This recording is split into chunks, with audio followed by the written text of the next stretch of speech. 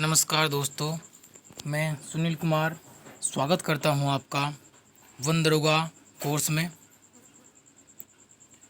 आज से हमारी रेगुलर क्लासेस स्टार्ट हो जाएंगी। यदि किसी भी स्टूडेंट को हमारे वन दरोगा कोर्स से जुड़ना है तो हमारे दिए गए कॉन्टैक्ट पर संपर्क कर सकते हैं। चलिए तो बात करते हैं आज की क्लास के बारे में। इससे पहले की क्लास में डेमो के रूप में हमने आपको लिविंग थिंग्स और बेसिक कॉन्सेप्ट ऑफ न्यूट्रिशन के बारे में समझा दिया था। उन सभी के पीडीएफ और वीडियोस मैं दोबारा से ग्रुप में भेज दूंगा, जो कि हमारा पेड आपका ग्रुप है। आज का जो टॉपिक है वो है आपका रेस्पिरेशन। पहले हम वन दरोगा कोर्स का जितना भी बायोलॉजी का आपका चैप्टर्स है उन सब को हम कंप्लीट करेंगे। तो इसमें जो आपका पहला आज का टॉपिक है वो रेस्पिरेशन है। ठीक है, जो आपका रेस्पिरेशन है वो हमें टू टाइप्स में देखना है, respiration in plant and respiration in human. पादप में किस प्रकार से श्वसन होता है और मनुष्यों में किस प्रकार से श्वसन होता है। ठीक है, तो ये चीज़ें हमें आपके सिलेबस में है, यहाँ पर ओपन या खोल कर आपको नहीं दे रखी है। ठीक है, जो आपका श्वसन है वो दोनों में देखना होता है हमें, पादपों में भी और मानव में भी। ठीक है, तो आज हम बात करेंगे रेस्पिरेशन होता क्या है और रेस्पिरेशन इन प्लांट और पादप में आपका किस प्रकार से श्वसन होता है, ये सब चीज़ें। ठीक है, चलिए तो बात करते हैं आज की क्लास के बारे में। देखिए दोस्तों, श्वसन क्या होता है। श्वसन बेसिकली आपको पता होगा, श्वसन यानी सांस लेना। ऑक्सीजन हम अंदर लेते हैं और कार्बन डाइऑक्साइड हम बाहर लेते हैं, इसको हम बोलते हैं श्वसन या रेस्पिरेशन। लेकिन जो आपका श्वसन होता है वो टू प्रोसेस में होता है। कितने? दो प्रोसेस, फर्स्ट फिजिकल प्रोसेस और second biochemical process. Physical process में क्या होता है दोस्तों, फिजिकल प्रोसेस में हम नॉर्मली ऑक्सीजन को हम अंदर ग्रहण करते हैं, कार्बन डाइऑक्साइड को हम बाहर भेजते हैं, ब्रीदिंग करते हैं। ये आपका जो प्रोसेस है वो है आपका फिजिकल प्रोसेस। दूसरा जो आपका बायोकेमिकल प्रोसेस है वो श्वसन के अंदर बड़ा ही महत्वपूर्ण आपका प्रोसेस है। इसमें होता क्या है, आपका जो फूड है, जो आपका ग्लूकोज है, वो ऑक्सीजन के साथ रिएक्ट करके, ऑक्सीजन के साथ रिएक्ट करके कहाँ पर आपका सेल्स के अंदर, कहाँ? सेल्स के अंदर आपका जो आपके फाइनल जो प्रोडक्ट आपके बनते हैं वो बनते हैं आपका वाटर, आपका CO2 और बनती आपकी एनर्जी। ये तीन चीज़ें बनती हैं, याद रखिएगा। ग्लूकोज ऑक्सीजन के साथ सेल में रिएक्ट करके क्या बनाती है? वाटर बनाती है, एनर्जी बनाती है और कार्बन डाइऑक्साइड बनाती है। अब ये जो एनर्जी है ये ATP के रूप में आपके सेल्स में आपकी इकट्ठा हो जाती है। ये जो आपका टोटल प्रोसेस है ये माइटोकॉन्ड्रिया में आपका संपन्न होता है। महत्वपूर्ण पॉइंट है दोस्तों। ठीक है, समझ के चलिएगा, ये टोटल प्रोसेस आपका माइटोकॉन्ड्रिया में आपका होता है। अब बात करते हैं ATP के बारे में। क्या होता है ATP? तो पहला महत्वपूर्ण पॉइंट यही है कि आपकी जो एनर्जी है वो ATP के रूप में स्टोर हो जाती है। ATP adenosine triphosphate. ठीक है, इसके बारे में थोड़ा समझते हैं कि एनर्जी, ATP और ADP के बारे में। सेल्स के अंदर ATP, फॉस्फेट तथा ADP होता है। तीन चीज़ें आपके सेल्स के अंदर होती हैं। कोशिका के अंदर आपका ATP होता है, इनऑर्गेनिक फॉस्फेट होता है तथा ADP होता है। ठीक है, ADP प्लस इनऑर्गेनिक फॉस्फेट मिल करके और प्लस साथ में क्या आपका ऑक्सीजन आपका रिएक्ट करके क्या बनता है? आपका ATP बनता है। यहाँ पर एक बात और आपको बता दूँ, जो ADP है वो कम एनर्जी वाला स्रोत है आपका। ठीक है, ADP एडेनोसिन डाइफॉस्फेट आपका कम एनर्जी का स्रोत है और जो आपका ATP है वो हाई एनर्जी का आपका स्रोत है। जब भी हमारे शरीर को एनर्जी की आवश्यकता होती है तो जो आपकी एनर्जी ATP के फॉर्म में स्टोर हो रखी है वो वापस हमें मिलनी शुरू हो जाती है। ये जो आपका प्रोसेस है ये दोबारा से उल्टा हो जाता है। देख लेते हैं, जब बॉडी को एनर्जी की आवश्यकता होती है तो यह प्रोसेस क्या होता है? उल्टा हो जाता है।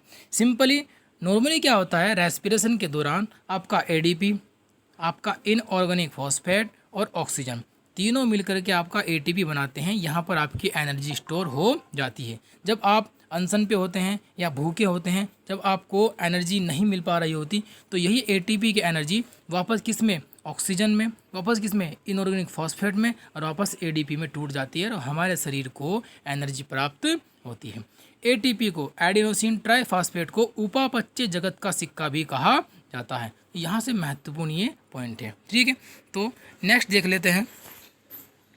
अब आपका जो श्वसन होता है वो होता है 2 टाइप्स का। फर्स्ट आपका एरोबिक और सेकंड आपका एनारोबिक, वायवीय और अवायवीय श्वसन। ठीक है, जो आपका वायवीय श्वसन होता है इसमें ऑक्सीजन के प्रेजेंस में होता है, यानी कि आपका ऑक्सीजन की उपस्थिति में जो श्वसन क्रिया आपकी संपन्न होती है वो वायवीय या एरोबिक श्वसन कहलाता है। और जिसमें ऑक्सीजन का अभाव होता है या नहीं होती वह आपका एनारोबिक या अवायवीय श्वसन कहलाता है। अब इसमें देख लेते हैं इसमें होता क्या है। फर्स्ट आपका जो ग्लूकोज है, आपका ग्लूकोज, ये जो आपकी प्रक्रिया है ये होती है आपकी कोशिका द्रव्य में। आपका ग्लूकोज पायरुवेट अम्ल के 2 मोल में, 1 मोल ग्लूकोज पायरुवेट अम्ल के 2 मोल में बदल जाता है, या 6 कार्बन ग्लूकोज के आपके 3 कार्बन पायरुवेट अम्ल में बदल जाते हैं। ये जो आपका पहला प्रोसेस है श्वसन का, ये आपका वायवीय श्वसन और अवायवीय श्वसन दोनों में कॉमन होता है। ठीक है, अब आगे यदि हम बात करें वायवीय श्वसन की, इसमें क्या होता है, ऑक्सीजन अब पायरुवेट अम्ल से रिएक्ट करता है। ऑक्सीजन आपका पायरुवेट अम्ल से रिएक्ट करने के बाद आपका जो फाइनल प्रोडक्ट जो बनता है वो 6 आपके जो अणु बनते हैं वो कार्बन डाइऑक्साइड के, 6 आपके किसके अणु बनते हैं, आपके जल के, और 38 एटीपी आपकी एनर्जी निकलती है। ये कौन से आपका वायवीय श्वसन या ऑक्सीडेशन प्रक्रिया है। ग्लूकोज से पायरुवेट अम्ल बना, 1 मोल से 2 मोल पायरुवेट अम्ल बने, ऑक्सीजन के प्रेजेंस में फाइनल प्रोडक्ट के रूप में क्या बना, आपका 6 मोल आपके कार्बन डाइऑक्साइड, 6 मोल आपके H2O और 38 एटीपी, ये महत्वपूर्ण है, 38 एटीपी एनर्जी यहाँ से रिलीज हो गई। इसको बोलते हैं कैब्स साइकिल, महत्वपूर्ण है कैब साइकिल। अब ये जो टोटल जो आपका जितना भी साइकिल है, ये जो आपकी प्रक्रिया है, ये कहाँ संपन्न हुई, यह देखिएगा ये हुई आपकी माइटोकॉन्ड्रिया के अंदर। ठीक है, यह था आपका वायवीय श्वसन। अब दूसरा है आपका अवायवीय श्वसन, यानी कि वो रेस्पिरेशन या वो श्वसन जो ऑक्सीजन की अनुपस्थिति में होता है, यहाँ पर ऑक्सीजन प्रेजेंस नहीं होती। जैसे कि यीस्ट में होता है आपका फर्मेंटेशन, ठीक है, ये पादप में होता है, ठीक है, उनकी कोशिका भित्ति में होता है, ठीक है, उनके क्या बोलते हैं आपका बीजों में होता है। इसमें आपका क्या बनता है, आपका 2 अणु C2H5OH अल्कोहल बनता है, कार्बन डाइऑक्साइड निकलती है, और कितनी एनर्जी आपकी 2 ATP एनर्जी या 21 किलो कैलोरी एनर्जी आपकी रिलीज होती है। ये था आपका अवायवीय श्वसन पादप में। अब मनुष्य में भी 2 प्रकार के श्वसन होते हैं, एक तो आपका अवायवीय और एक होता है आपका वायवीय। ठीक है, तो वायवीय श्वसन तो हमने यहाँ पर पढ़ लिया, ये वाला यहाँ पर 38 ATP एनर्जी बाहर निकल गई। तो क्या मनुष्य में भी आपका अवायवीय श्वसन होता, बिना ऑक्सीजन के श्वसन होता होगा? हाँ, कहाँ होता है? ये होता है उनकी पेशी कोशिका में। जब मनुष्य क्या करता है, जब मनुष्य आपका फिजिकल प्रोसेस करता है या कह सकते हैं कि वो एक्सरसाइज करता है, तो उस समय उसकी पेशी कोशिकाओं में ऑक्सीजन की कमी हो जाती है। क्या होता है?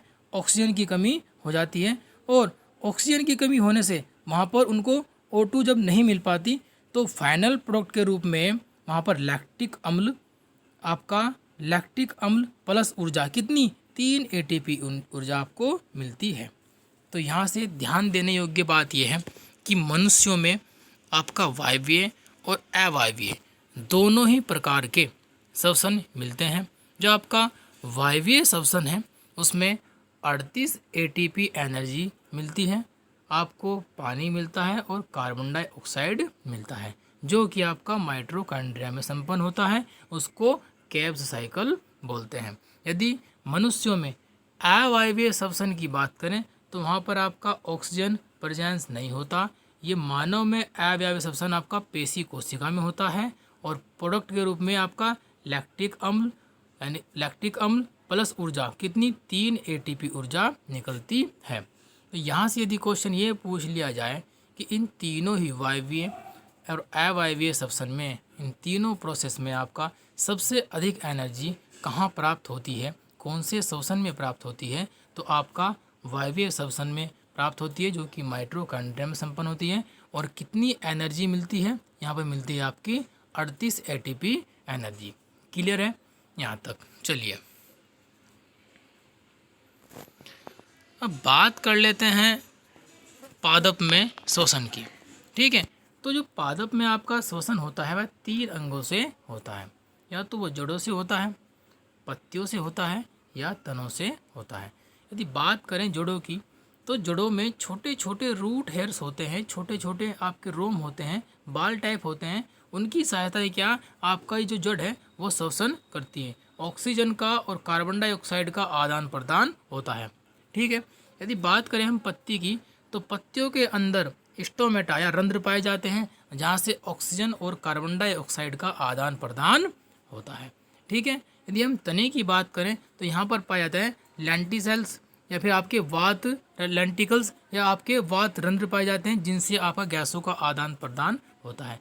यहाँ से जो महत्वपूर्ण क्वेश्चन बनता है वो ये बनता है कि पेड़ पौधों में गैसों का आदान प्रदान होता है रंध्र से, वात रंध्र से, दोनों से, या इनमें से कोई नहीं। या पत्तियों में गैसों का आदान प्रदान होता है किस चीज़ों से, तो रंध्रों से। और तनों में किस प्रकार से गैसों का आदान प्रदान होता है, आपका वात रंध्र से। ये महत्वपूर्ण पॉइंट है, क्वेश्चन हम निकालते हुए चलेंगे, आप फैक्ट याद रख के आपका चलना होगा। चलिए तो एक बार जल्दी से शॉर्ट फॉर्म में नज़र मार लेते हैं रेस्पिरेटरी सिस्टम में।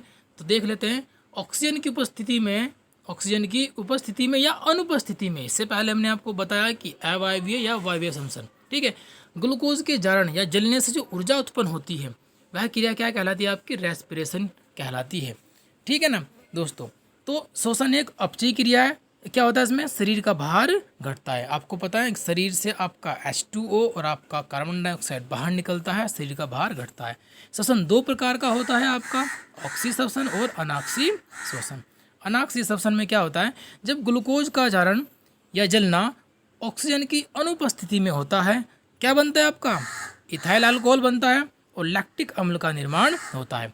अब ये इथाइल अल्कोहल आपका पादपों में बनता है और लैक्टिक अम्ल का निर्माण हमारा कहाँ पर होता है, आपका मानव पेशी कोशिका में। कुछ मात्रा में ऊर्जा मुक्त होती है, इस संपूर्ण को अनाक्सी श्वसन कहते हैं। अब यहाँ पर दिया हुआ है कि अनाक्सी श्वसन जीवाणुओं, बीजों और फलों की फल भित्तियों पर पाया जाता है, जिसमें इथाइल अल्कोहल का निर्माण होता है। इस क्रिया को किण्वन भी कहते हैं। ये अनाक्सी श्वसन या आपका अवायवीय श्वसन है, जो कि पादपों में, बीजों में, उनमें पाया जाता है। जंतुओं की मांसपेशियों में जो अनाक्सी श्वसन होता है उसमें किसका निर्माण, लैक्टिक अम्ल का निर्माण होता है। तो ये पॉइंट है, यदि पूछता है कि अनाक्सी श्वसन जीवाणुओं, बीजों और फलों में जब होता है तो उसका प्रोडक्ट, उसका फाइनल उत्पाद क्या होता है, आपका होता है आपका एथाइल अल्कोहल। और जब जंतुओं की मांसपेशियों में अनाक्सी श्वसन होता है तो किस चीज़ का निर्माण होता है, आपका लैक्टिक अम्ल का निर्माण होता है। यही लैक्टिक अम्ल हमें थकावट महसूस कराता है, जाकि हम कुछ देर रेस्ट करते हैं, फिर वापस से हम अपने कार्य पे लग जाते हैं। और दूसरा है आपका ऑक्सी श्वसन। ऑक्सीजन की उपस्थिति में इसमें ग्लूकोज का पूर्ण रूप से क्या होता है, जारण होता है, जल जाता है, और इससे आपकी 686 किलो ऊर्जा मुक्त होती है या 38 ATP आपकी एनर्जी मुक्त होती है। ठीक है, ये था आपका रेस्पिरेटरी सिस्टम। ठीक है, नेक्स्ट की वीडियो में हम आपको, कल जो आपको वीडियो मिलेगी उस वीडियो में हम रेस्पिरेटरी सिस्टम इन ह्यूमन, मानव श्वसन तंत्र के बारे में विस्तार से पढ़ेंगे, वहाँ से क्वेश्चन निकालने की कोशिश करेंगे। आप इन सब चीज़ों को नोट करिएगा, मैं इन सब चीज़ों की PDF आपको उपलब्ध करा दूंगा।